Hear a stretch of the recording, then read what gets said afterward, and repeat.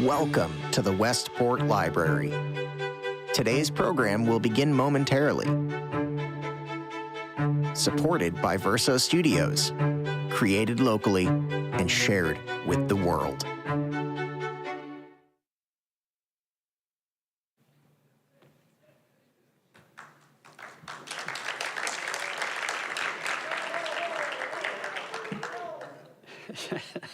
Good evening, everybody. I'm Steve Parrish, and it's my pleasure to welcome you to another program at the library as part of our Common Ground initiative. And since we have a captive audience here, I'd like to take just a couple of minutes and talk about the Common Ground initiative.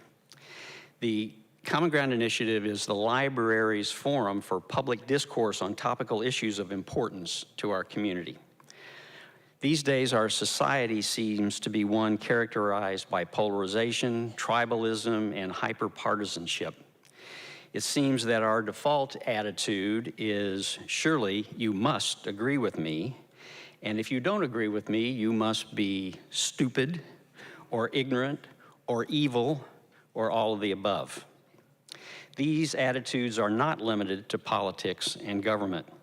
We see them in public and private discourse regarding religion, education, child rearing, the environment, what books we should be allowed to read, and on and on.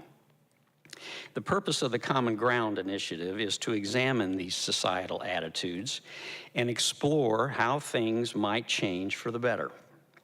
Let's be clear, this initiative is not about getting everyone to agree on everything.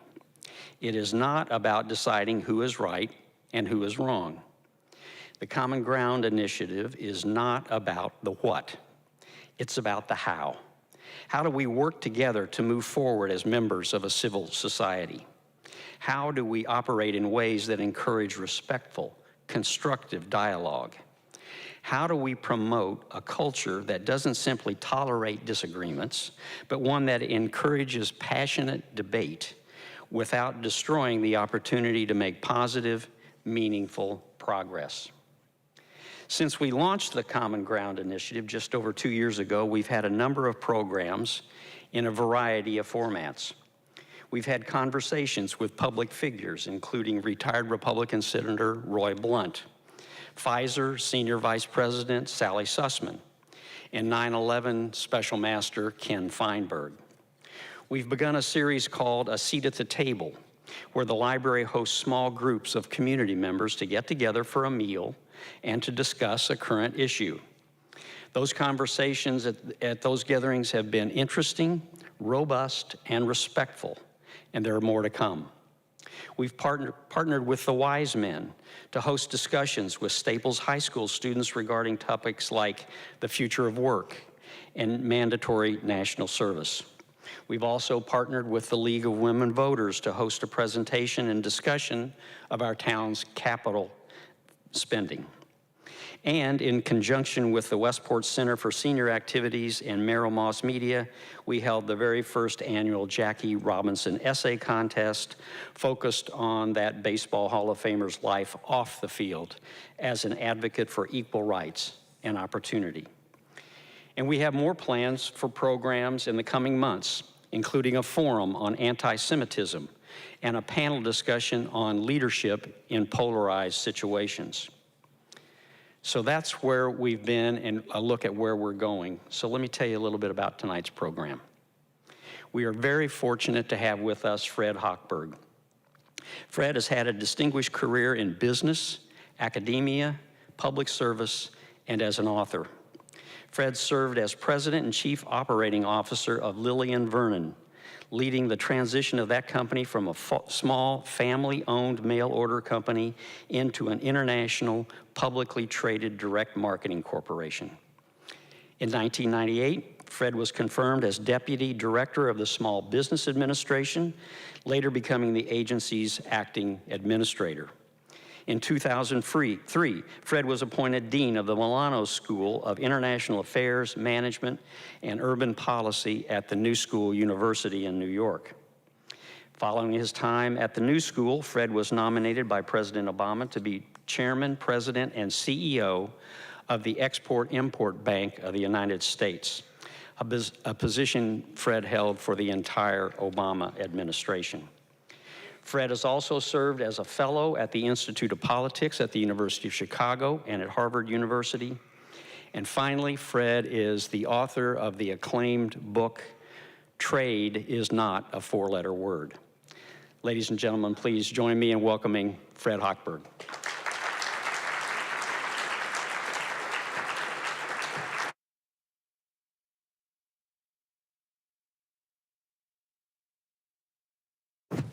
So, Fred, welcome to Westport. I always think of an LBJ quote when he gave the commencement address at Baylor University, and he was introduced very generously, and he said, "You know, my father would have liked it, and my mother would have believed it."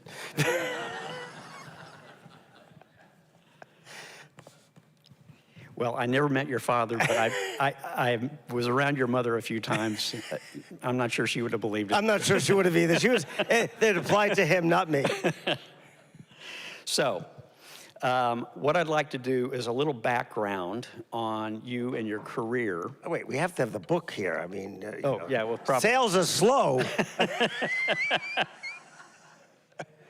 I want to do a little bit about your career, and then we'll get into some detail about the subject of trade, including tariffs, in case anybody has any interest in that the last few months, and your book, which focuses on trade, tariffs, and some pretty thoughtful remedies and suggestions that you have. So, your mother, Lillian Vernon, started the business at the kitchen table in your house. Mm-hmm. That kitchen table, as I understand it, is in the Smithsonian Museum. Tell me a little bit about the company and how it went from being that small family-owned business to being the first woman-founded business to be publicly traded on the American Stock Exchange. Well, first, it is wonderful to be here in this magnificent library, and Steve and I met when I was at the New School, so it's over a 20-year friendship, so I'm very happy to be here today. And my younger brother, David, is in the front row. I try not to say he's my younger brother. I'd like people to guess, but I'll just be honest. And his hair is completely dark. It did not turn white. So the business was started in 1951. I was in utero, and my mom, she and her family, her parents and her brother at the time, came here in 1937. They left Germany in 33, got to America in 37.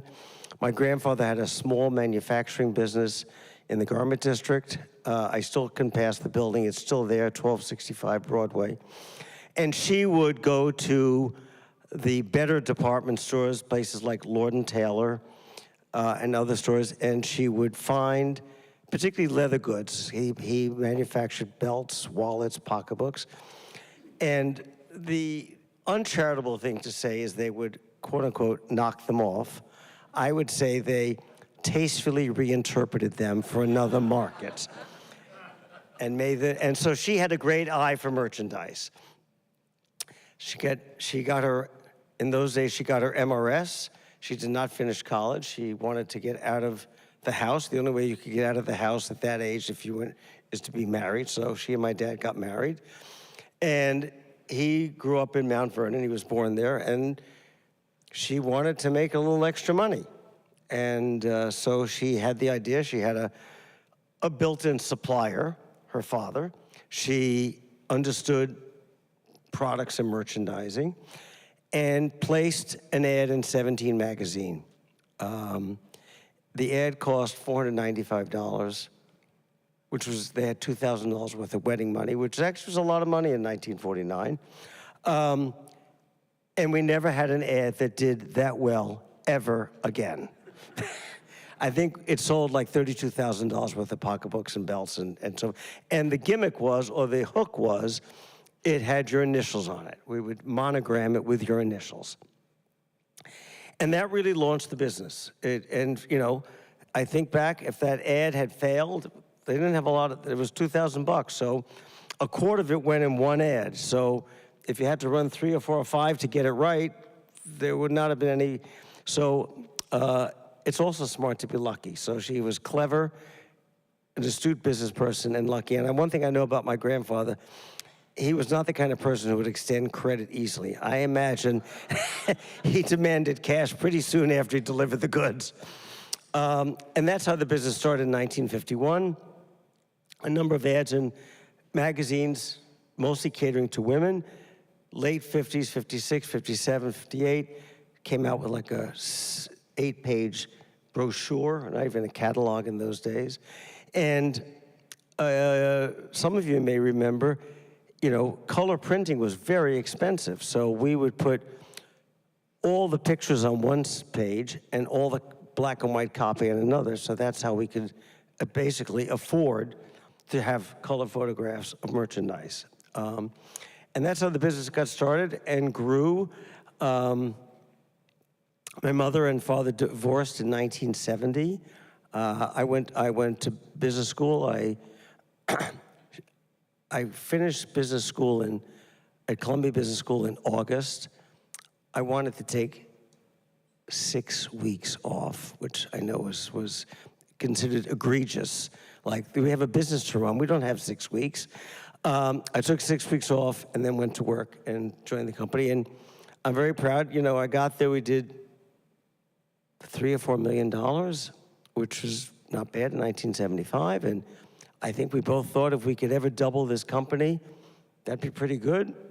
And we doubled it pretty fast, and we kept and grew it. And as you mentioned, we ultimately did an initial public offering with Goldman Sachs in 1987, about 8 weeks before the crash of '87.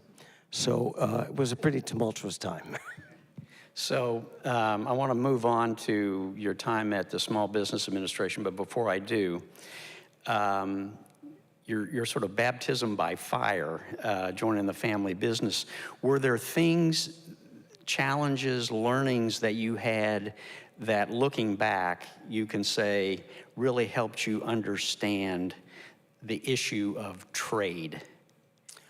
Well, a couple of things. One of the big crises we had, we just grew too fast. Maybe I was being a little smart-ass MBA type, but we started using direct marketing techniques and data analytics and the kind of things that big data is doing today, but at an earlier age.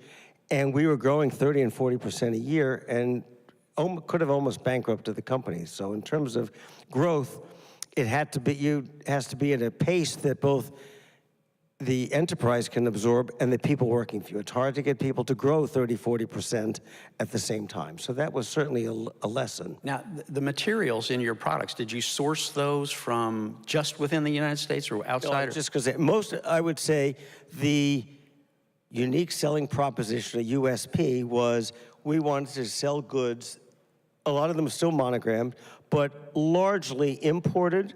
So they were products that you did not find at a Macy's or a Sears or a Spiegel. And a lot of the products we actually designed, well, we used to think of them as being exclusive, but we learned in China, it's an exclusive until you get on the plane to leave, and then they sell your product to somebody else. So it was, so a lot of those were unique products, gave us the advantage of something you could not find elsewhere, and B, gave, frankly, pricing power because it was not a readily market goods. Great. Okay, now let's flash forward. 1998, you become Deputy Administrator of the Small Business Administration. As you entered that job and then later became the acting administrator of the SBA, were there specific challenges that you and the SBA faced in those years that you really had to sort of immediately turn your attention to as the leader? Well, I think one of the things we did notice is when I got to the SBA under President Clinton, and a woman named Aida Alvarez was the administrator when I got there, was that, frankly, women and minorities were forming businesses at a much slower rate than the public at large.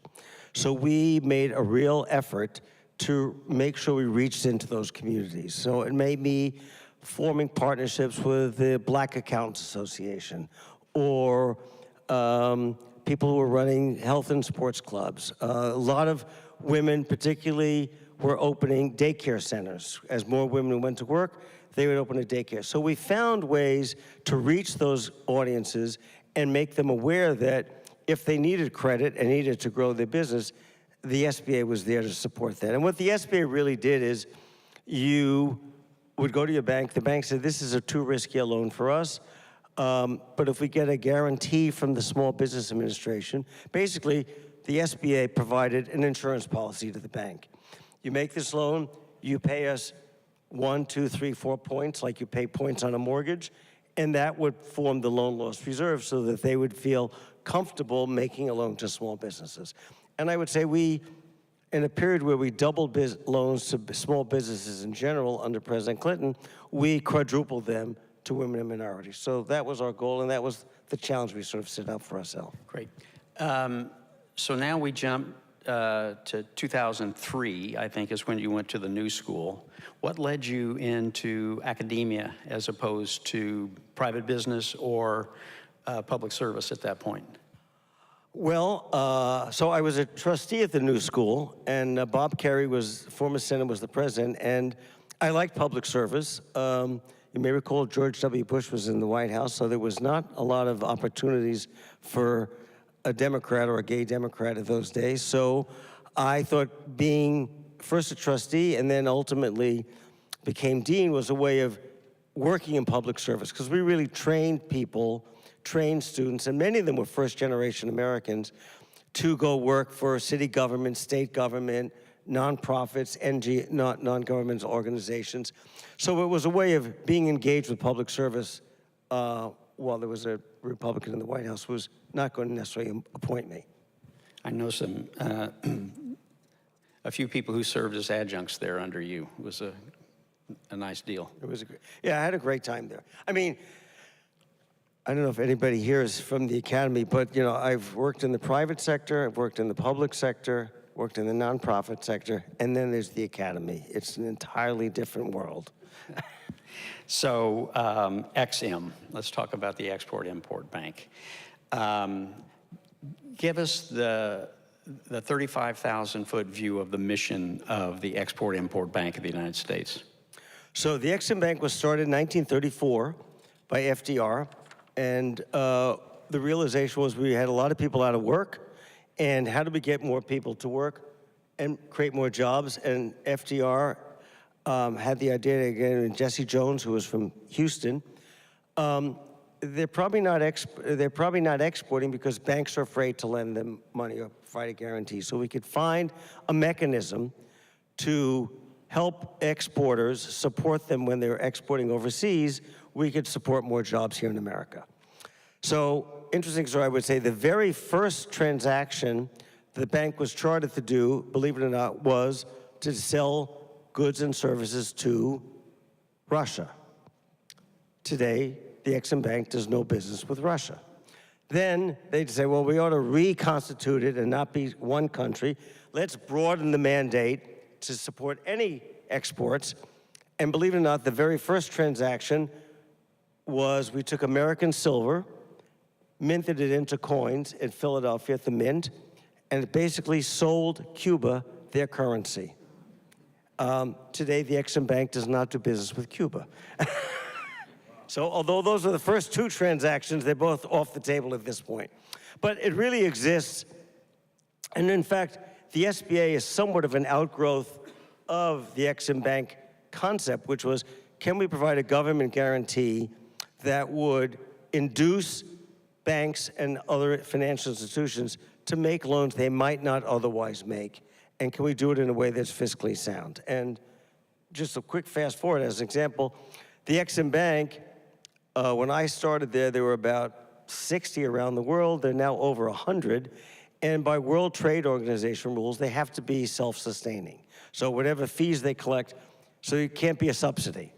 So under my tenure at the Export-Import Bank, we generated $3.8 billion worth of profits. And when I say profits, I mean cash. I mean, a very sad day of the year was October 1st, which is the first day of the fiscal year, because that was the day we had to wire all of our profits to the Treasury. So our bank account got depleted on the 1st of October each and every year. And I will also tell you, just in terms of learning about how government works, we made money. We didn't lose money, we made money. Now, governments often subsidize things. So when you don't subsidize things, the world is not profit. Thankfully, the Wall Street Journal understood what we did was a profit. It's called a negative subsidy. So it's like when you go to the doctor and she or he looks at your medical report and says, everything's negative.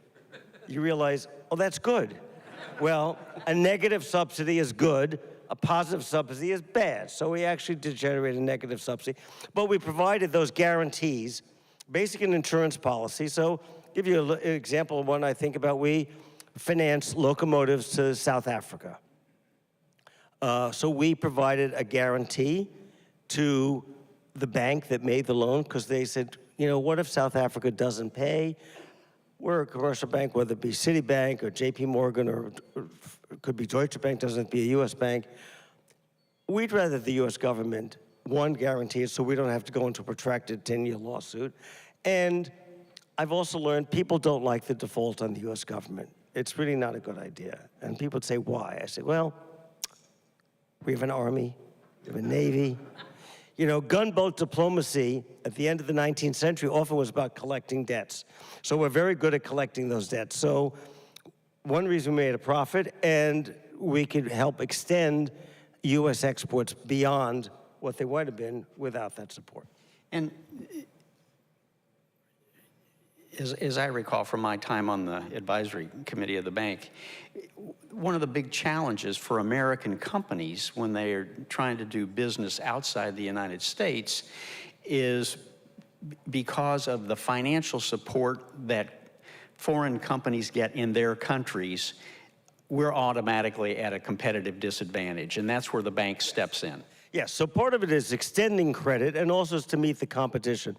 President Obama used to say, you know, if the Toyota dealer is offering 5-year financing and the Ford dealer says cash only, the Ford dealership is at a disadvantage. So the most stark place we see this is with Boeing and Airbus.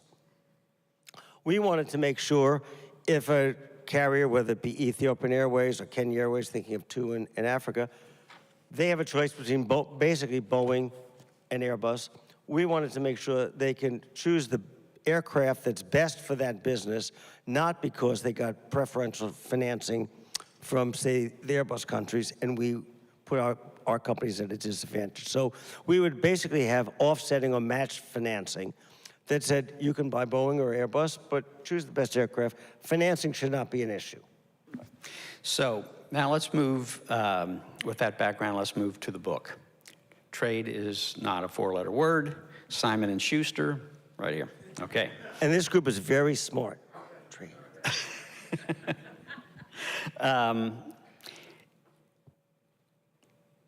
Give us sort of the Hochberg primer on trade, the benefits of it, and my term, the downsides of it. I mean, when I had the idea for this book, and it explores 6 products, and I remember my partner Tom and I were up in Nantucket, and we're at a breakfast buffet, and it says seasonal fruits, and I thought to myself, what's a seasonal fruit? And we eat strawberries, we eat blueberries 12 months a year. You can have raspberries in Alaska, and you can have them in South Carolina. So partly, and the reason for the book is, frankly, when I finished my time, during my time at the Export-Import Bank, people first would say, well, you're in charge of trade, isn't that about exporting jobs? I said, no, it's not about exporting jobs. We export products and create jobs.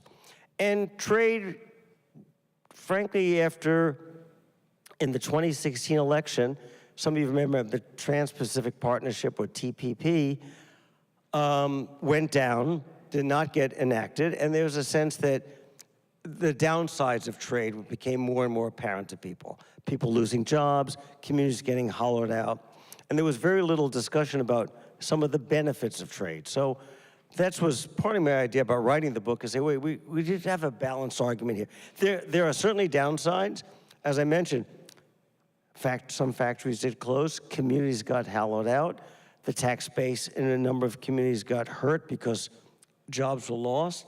At the same time, we enjoy fruits and vegetables year-round. Frankly, the competition from foreign automotive manufacturers in our country, and most of them are here now, all the Japanese manufacturers are here, improve the quality of American cars. We now export American cars. And frankly, the largest exporter of vehicles to the United States today is BMW. And if you want to buy an SUV in Germany, it comes from South Carolina. It does not come from Germany. So partly just to, let's have a more balanced understanding of what trade does, how it benefits us, and how it doesn't. Tom and I are going to Japan on Saturday, and since Japan has been very much in the news, Japan looks at their number 2 export after automobiles is tourism. And partly we forget tourism is an export. People come here, they spend money in hotels, restaurants, airplane tickets, going to Disney World, things like that. So tourism is an export. Higher education is an export. We have a lot of foreign students here. That's a huge challenge right now politically, but frankly, we have benefited. Foreign students, when they come to America, they don't get a scholarship. They pay full tuition. It's like if you go to a hotel and you go to look at the back of the door and it says what the room rate is, no one pays that, right? No one pays what it says. Well, foreign students all pay full tuition. So those benefits of trade got overlooked. So I wanted to sort of have a little bit of a balance, but there are winners and there are losers. Where I think we have fallen down as a country is we have failed to acknowledge there are losers, and how do we do things to make their lives right and help them get back on their feet.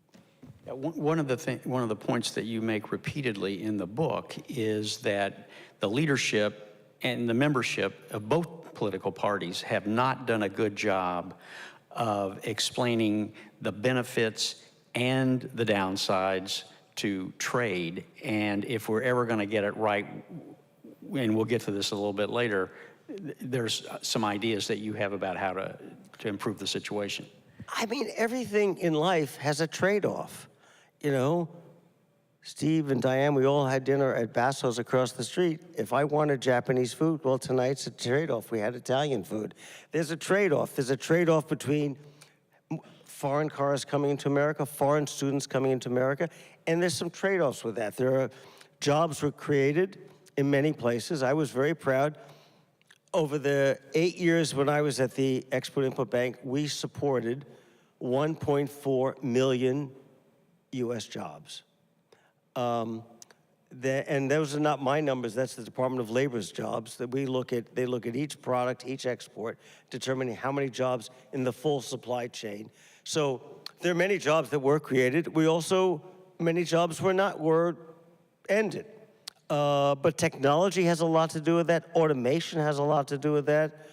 There are fewer people working in the automobile manufacturing industry today, but part of that is more of it's automated. And one thing that gets overlooked is you have to be of a certain age. You know, remember when you get a car and it could be a lemon? There are no lemons. The manufacturing process is so improved and so automated that you don't have a lemon. So if 3 or 4% of the vehicles you make are lemons, that is a cost that gets spread around everything. If you're down to less than 0.1%, those are the improvements we've been making, and that means there's less labor involved and it's more automated. In your book, you have a chapter on myths, dispelling certain myths, and I think there are 8 of them. I'm not going to go through all 8, but I do want to ask you to comment on some of those myths. First one I want to ask you about is the myth that bilateral trade deficits matter. What's wrong with that? Well, I have a picture of the book of my barber. I run a bilateral trade deficit with him on a regular basis. He gives me a haircut. I give him $40 or $50, and I run a deficit with him. I got something in return. At times, President Trump would talk about the trade deficit with China, and it was at $1.3 billion. It's not like we sent them one of those big checks that Ed McMahon had on the late night TV with a giant check. No, we got goods and services, and yes, we bought more than we sold them, so there was a deficit. So a couple of problems with the bilateral trade deficit is,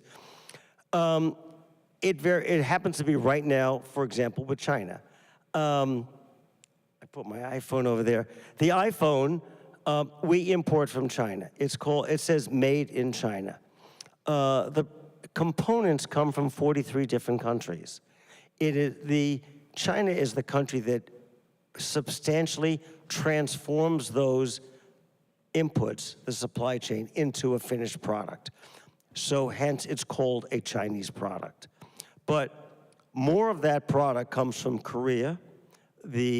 Basically the processor is from Korea. The rare minerals come from the Congo. I don't think anybody here keeps track of their steps. Who here did 10,000 steps today? Okay, so there are 10,000 steps.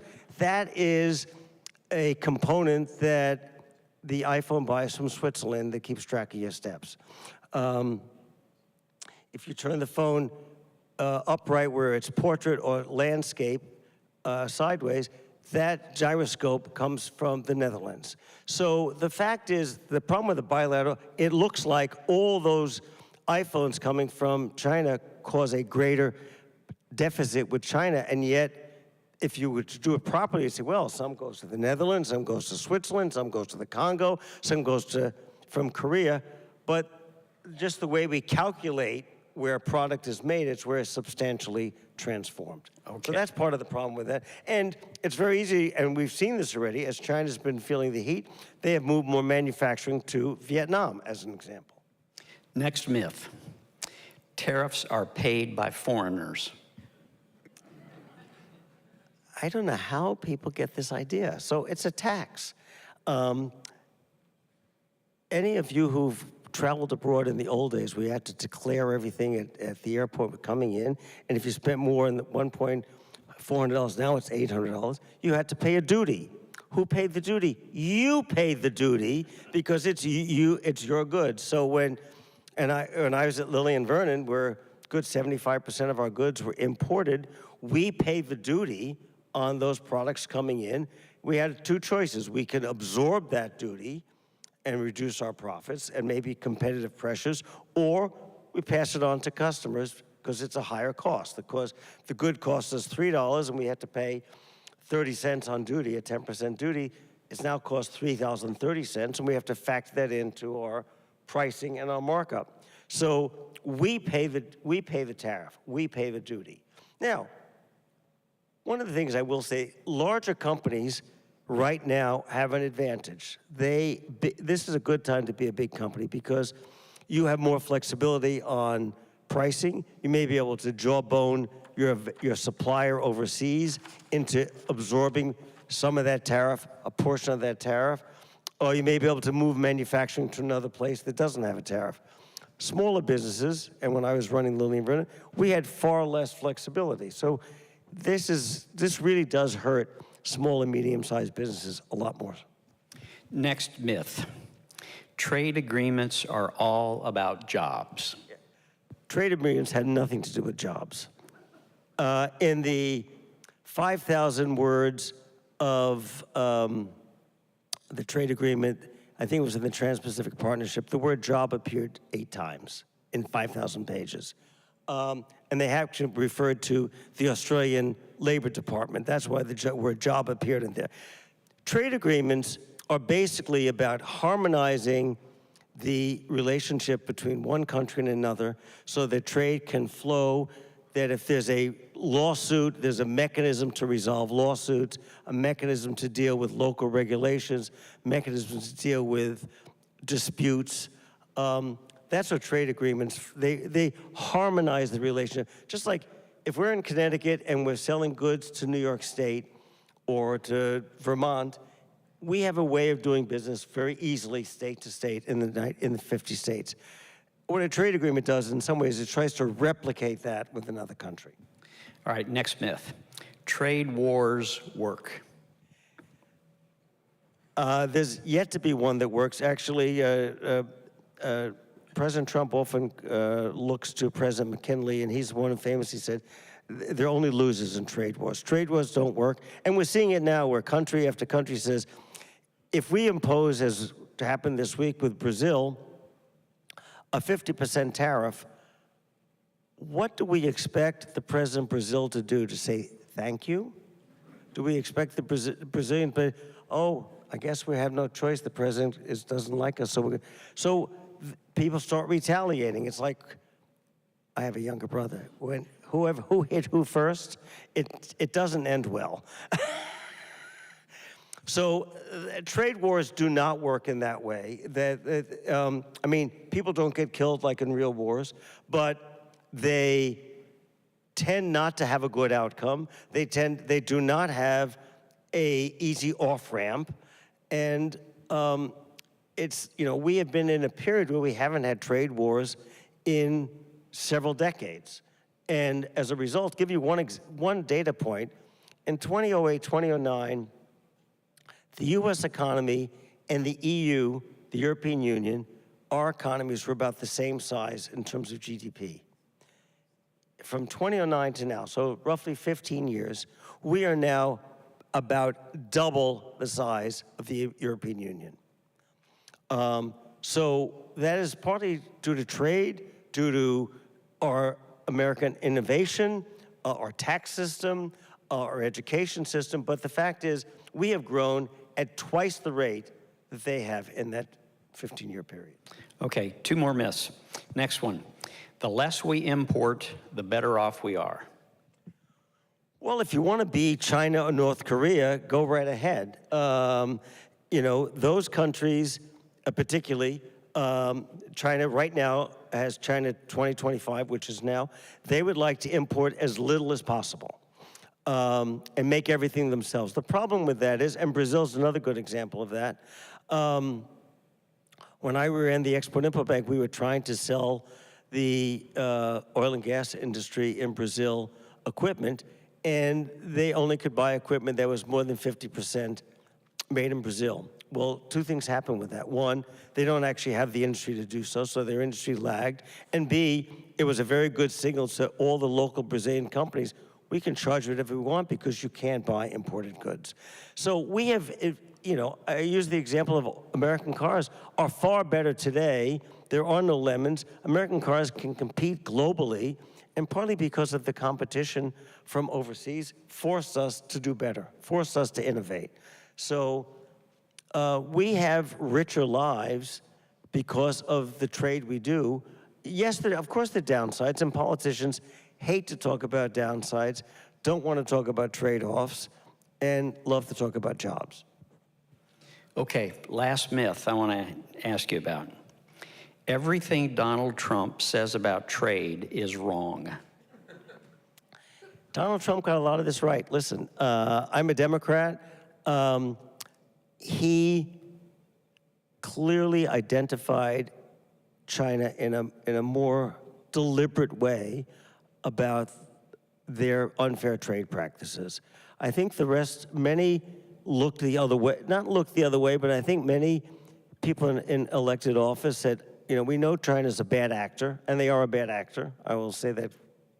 But I think we are more reliant, we have more integrated supply chains, and so there was a little more cautious, and I think we were always hoping that China would sort of come around. When China joined the World Trade Organization in 1999, and I actually was part of a delegation with Secretary Bill Daley when we went to China to do that, there was a hope that they would become more westernized, more like the rest of the world in terms of their approach to the economy.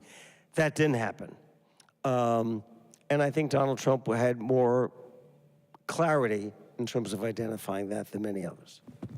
One of the things you talk about a lot in the book, Fred, is that, again, politicians in both parties have been guilty of not being honest with the American people about the geographic disparity that exports and imports can and have caused in this country. Can you just elaborate on that a bit? You know, the benefits of trade are spread far and wide.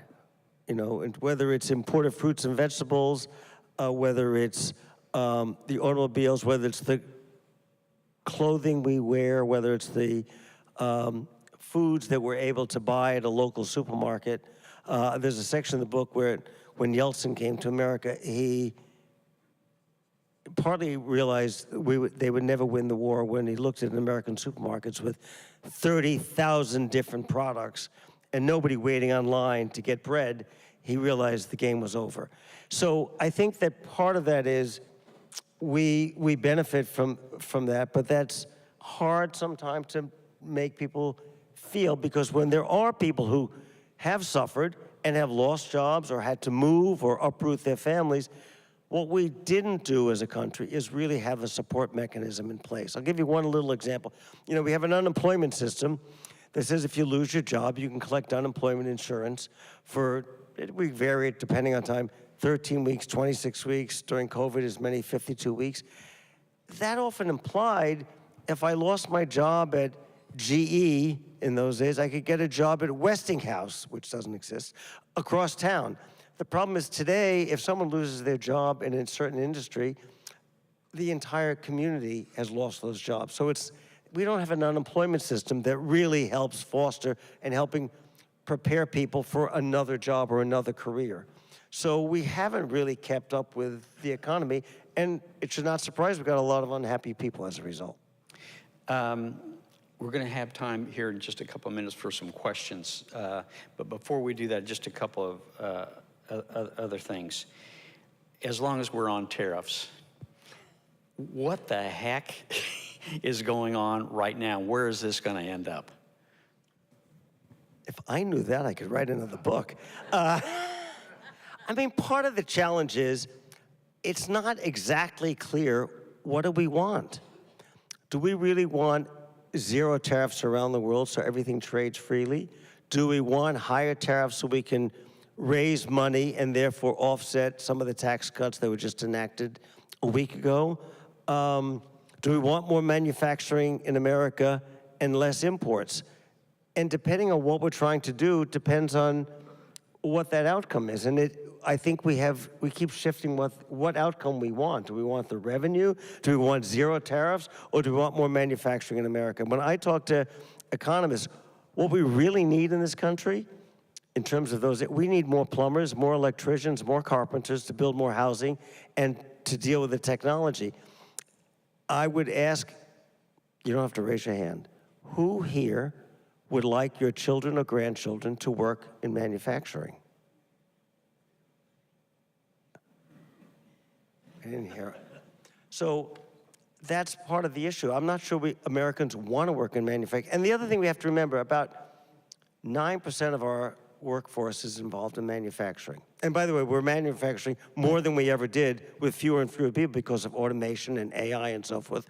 But even of the 9 or 10%, depending who are in manufacturing, half of those people are in accounting, HR, marketing, sales, compliance. They're not on the factory floor tightening a widget. So we often have to remember what actually is manufacturing and who is doing it, and I think there's a lot of myths going around about that. The last part of your book is devoted to what you call remedies. And it's a very thoughtful and honest approach, I thought. And you give some examples of things that have not made everything perfect, but in individual towns, states, have made a difference. You also talk about what I'll call attitudinal and behavioral changes that our leaders need to make. Could you talk about those things for a little bit?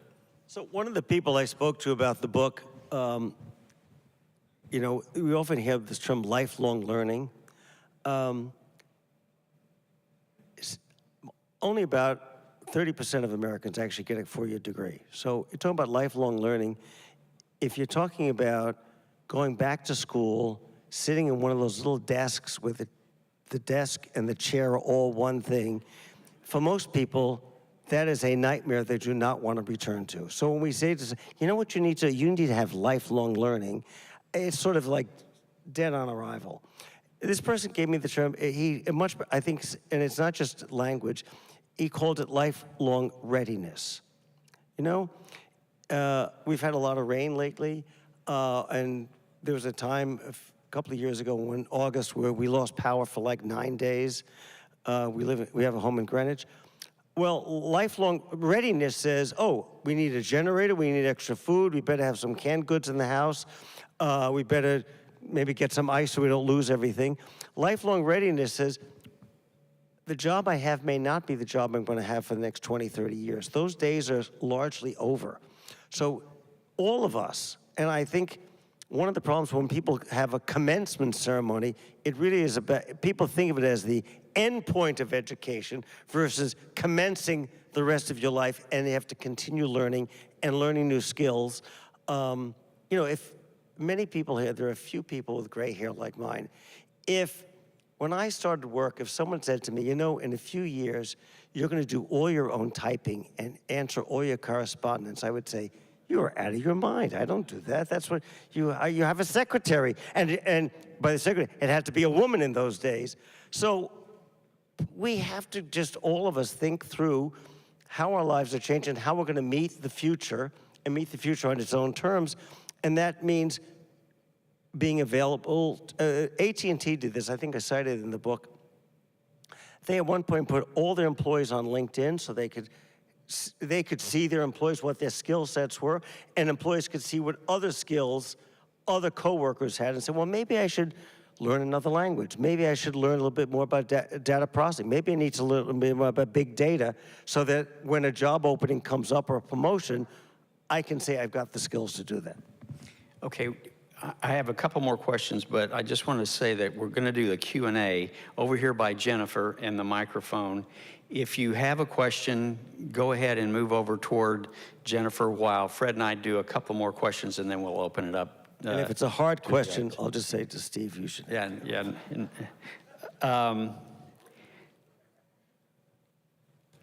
Couple of things I just will throw out that you say in the book, and I just want to get your brief reaction to. Stop letting perfect be the enemy of the good. Right. I mean, every one of any trade deal or any transaction you do, of course it's not going to be perfect in any way. Some people will benefit, some will not. There are trade-offs. Our political system doesn't like to acknowledge trade-offs because we don't want to, politicians, they want to be loved. We all want to be loved, but they really want to be loved 24/7. And the problem is, whether you change the rent regulations or whether you're going to mandate electric vehicles or whether you're going to say we have to have different kind of lighting in the library so it's more energy efficient, some will benefit, some will get hurt. We don't ever want to have to acknowledge that some people get hurt, because if you acknowledge some people get hurt, then you have to do something about it. So I think that politicians, I understand it, they don't really want, we need to give them some latitude to say, I know this is not going to be perfect, but we're very good at saying, but the problem is you forgot this, or you ignored something else. In your book, you say, we can start by setting our ideologies aside. The left must acknowledge that government programs cannot solve this alone, while the right must accept that the market won't simply take care of everything in a way that's acceptable or humane. Nor will our solutions be one size fits all. Some will work better in rural communities, some will best serve younger populations, and so forth.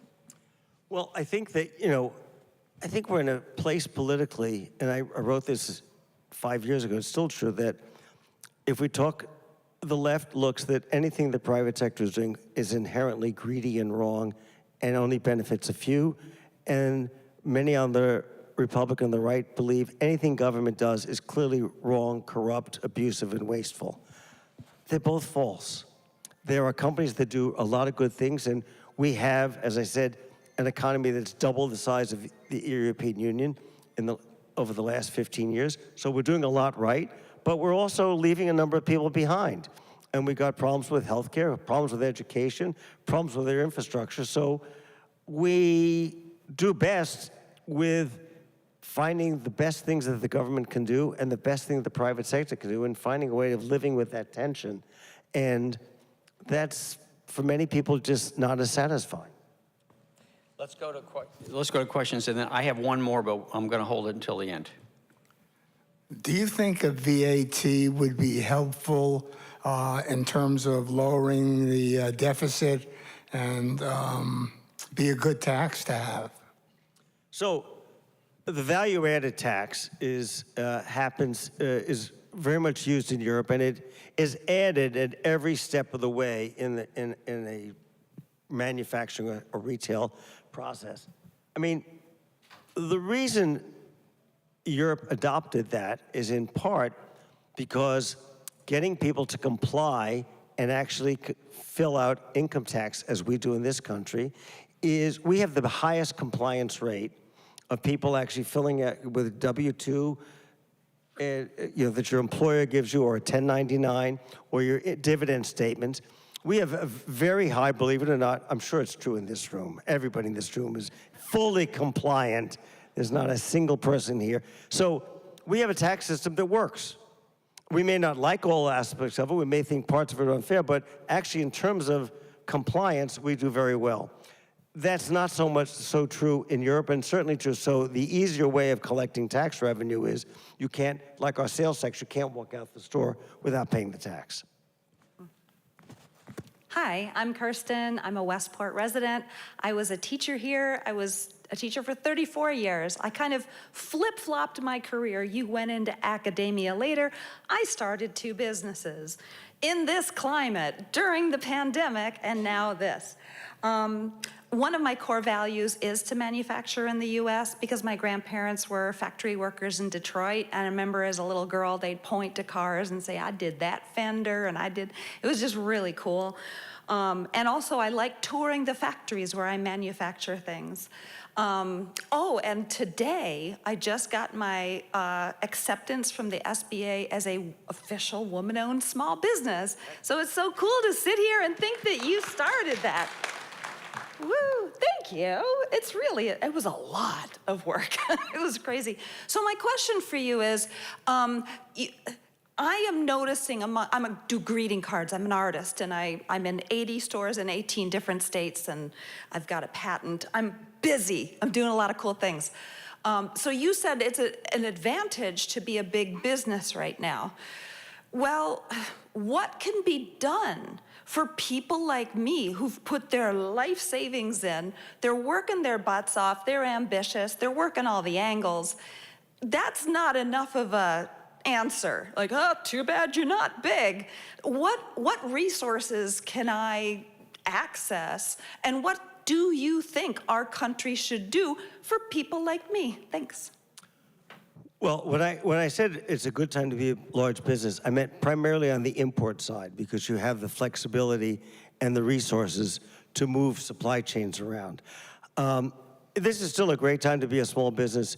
Small businesses can be far more nimble, can deploy a lot of technology that can make you much closer to your customers. You know, how many times do any of us enjoy calling an airline to make a change, right? So there are many inherent disadvantages in being a large enterprise, and that small businesses, you can be far closer to your customers. You said greeting cards. In terms of what is the local market looking for? What do people want? Now, you can spot trends probably faster, I would guess, than many large companies like a Hallmark. So I think that the advantages are there. I think the SBA, the Small Business Administration, exists to make sure that, or to help support your needs or small business needs to get credit, to get working capital loans. And at the Export-Import Bank, I use the example of Boeing and Airbus, but 90% of the actual transactions we did, 90% were small businesses.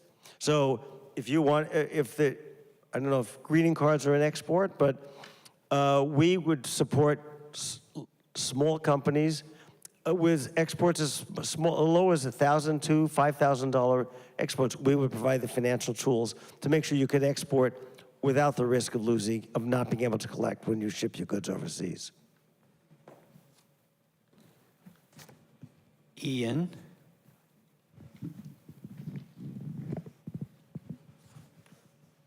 Sorry, I'm not quite mobile today. My name, excuse me, my name is Jim Drogan, and I'm a Westport resident. Which country do you think is the model for how international trade should be conducted? Wow, that's a great question. Well, I would have said the United States. I'm concerned about the trajectory and the path we're on right now, but I would say that from my time working in 8 years in the Obama administration, I think that we were more fair-minded. We played by the rules. We helped set the rules, and we wanted the rest of the world because we felt if there's a level playing field, American companies will do very, very well.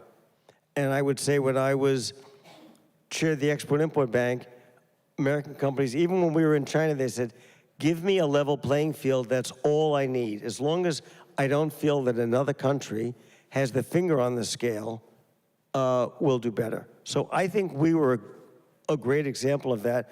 I'm a little concerned right now. Evan?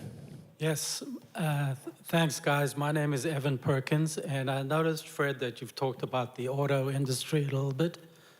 I have a question about Chinese auto manufacturing and cars, which are not yet in the US and are in many countries in the world where they seem to be taking a lot of market share, generally at 20 to 30% off the price of the local cars. What is the chance, do you think, of them coming to the US? Nil. I think very low. I cannot see those vehicles coming in here. First of all, I mean, most of what they're making is electric vehicles and at very low prices. So I think one of the risks we run right now is that much of the developing world will be flooded with Chinese-made electric vehicles because they will be far less than any American or even European electric vehicle that's exported. So we're going to see, when you travel, you'll see electric taxis and rent-a-cars throughout the world, and they won't be ours. I think that's, I don't know I don't know how we get around that. I mean, one of the, it's hard to believe this, but in 1949, 4 years after World War II, Volkswagen started importing into the United States and started making plans to build cars here. So what has made it more acceptable for Americans is that, and I put in the book at the time, in 2019, the most American car on the road was the Honda Odyssey. And I went to the factory. There were more American components and labor in a Honda Odyssey than any American car. In fact, the top 6 were all either Honda or Toyotas. Now, Tesla has changed that, so many more are Tesla. And by the way, my favorite was the least American car was the Chevy Spark, which, anybody have a Chevy Spark? It wasn't a terrible car. 1% of that car was made in our country, 1%. But if you're going into the showroom, you see it's a Chevrolet dealer, says Chevrolet, it must be an American car. Thanks. Okay, Fred, I have one more question for you. In your book, you say, America has never in its history had a meaningful strategic plan when it comes to trade. What would that look like? And how would you do it? How would you put it together? God, I should be running for office if I'm going to have an answer. I think that we, and partly, that's the nature of being a democracy. We're, and it's in a good way, our elected leaders, members of Congress, are trying to be responsive to their constituencies. So if you're a member of Congress from an auto-producing state, you're going to be very much partial towards how do we do that to promote U.S. cars and discourage foreign imports. So it's much harder in a democracy to have that kind of strategy than, say, China. It's very much easier for China to have a strategy because they can simply mandate it. I'll give, Tom and I live in Miami. We have a giant international airport, Miami International Airport, and 22 miles away we have Fort Lauderdale International Airport. We have the Port of Miami, and we have Port Everglades. You could say, well, that's not very strategic. I mean, we've got a lot of resources divided up. In a place like China, they said, no, no, no. The factory is going here, the port is going there, there's no political influence. So, yes, they're more strategic. On the other hand, you can also make a lot of mistakes that way, where I think our system, it's imperfect, at times it's inefficient, but it's also more responsive to voters and the marketplace. Great. Fred, thank you very much for your time and your expertise and for sharing it with us. And the book is Trade is Not a Four-Letter Word. So thanks, everybody, for being here. Thank you. Did you?